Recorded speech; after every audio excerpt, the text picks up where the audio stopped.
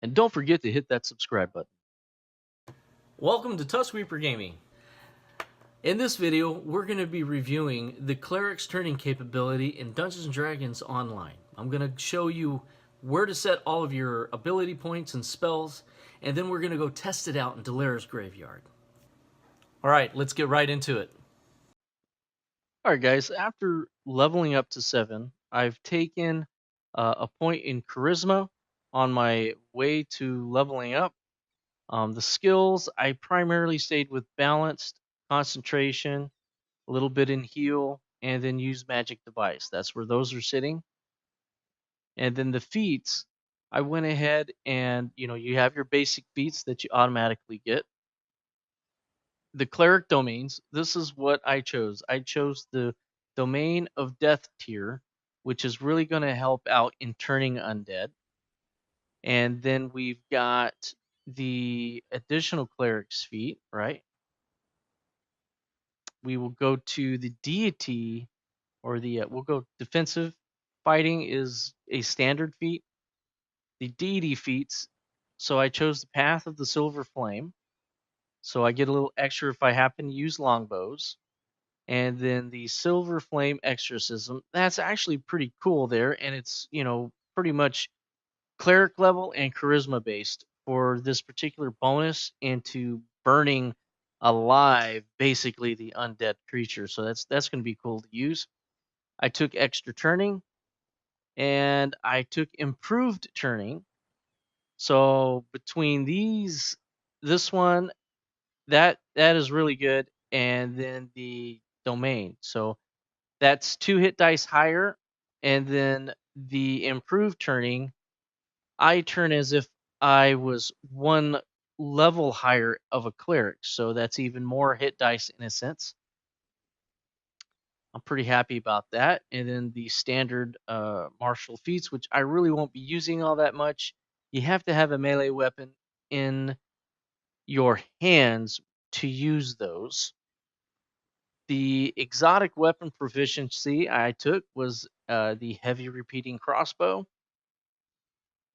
And then the heavy armor and light armor are standard proficiencies. And then, of course, I have the longbow proficiency.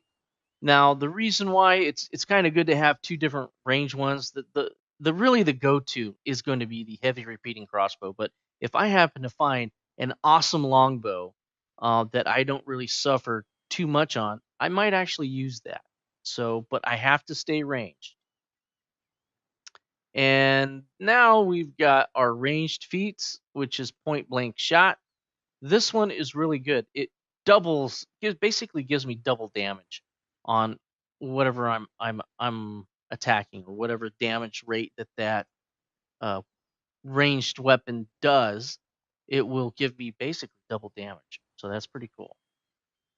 And then my spellcasting feat, which is magical training, that's just to give me a little extra spell points. So that's pretty good. Radiant Servant. So this is a really good spot, and where you want to put everything.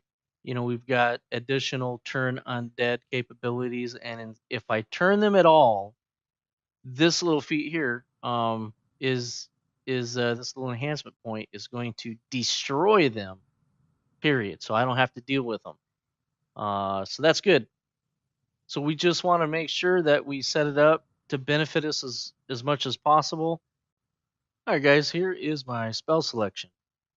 We've got your standard first level spells here: bless, command, protection from evil, remove fear, and of course night shield.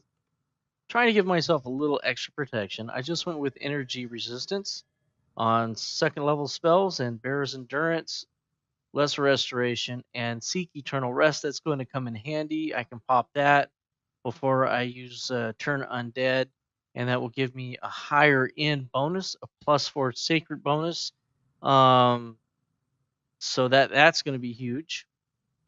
And then for third level, I went with some defensive stuff. Remove curse, uh, aid. But this is mass, so that means if there's anybody within my little circle, minions or things that I summon, they will get that benefit as well.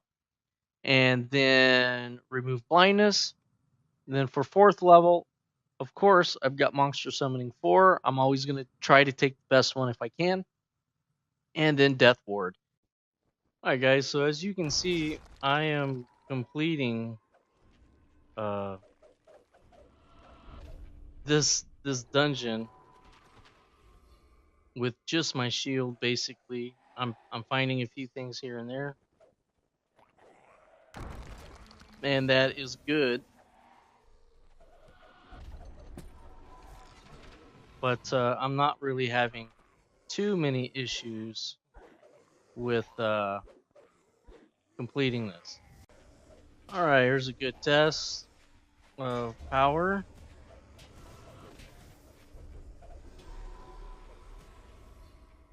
Able to get all of those wraiths except for one. And then there we go.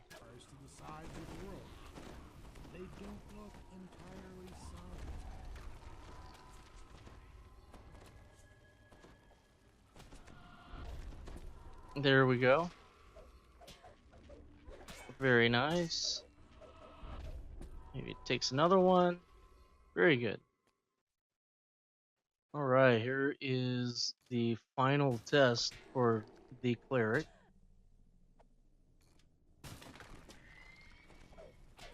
I am in the necromancer's lair, trying to activate all of these.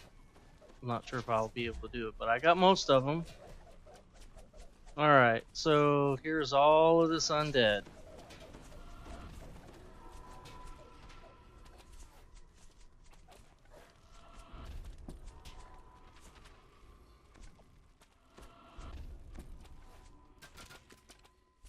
Not bad.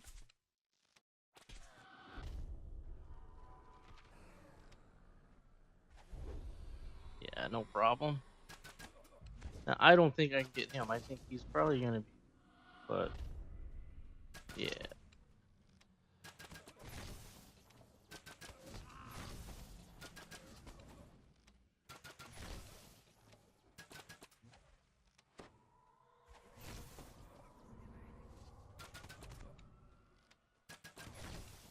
Doing really good damage with that repeating crossbow. Well, there you guys have it. Properly spec'd, the cleric can be a devastating force to deal with, especially against the undead. So thanks for tuning in, and we'll see you next time.